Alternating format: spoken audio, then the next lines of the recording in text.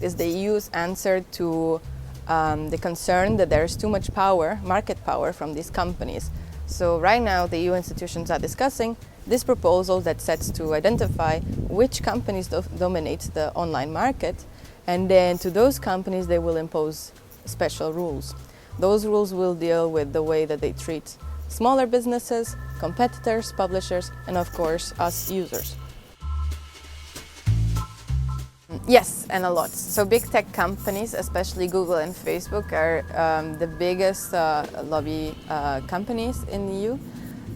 Google and Facebook really stand out. Google is declaring currently to have spent over 5.75 million euros lobbying the EU institutions in 2020, and Facebook over 5.5. That makes them the biggest single companies by lobby budget.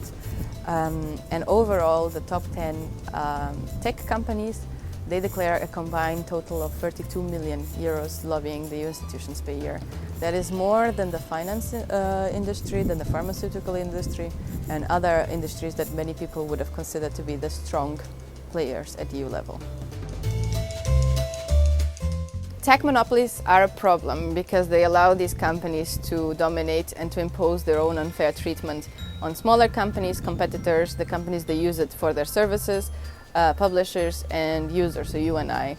That gives them a really big upper hand to set the terms of being online.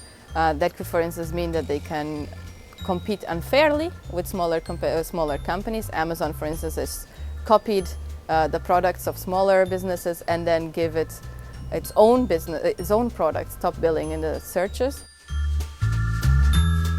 Whistleblower Edward Snowden said recently, what is needed right now is that European regulators, data privacy authorities, I would add competition authorities as well, revise the way that they work with the internet giants so that they really adequately reflect the fact that their lobbying is actively working against public interest. And on top of that, we want tech policy that prioritizes the public good over private interests.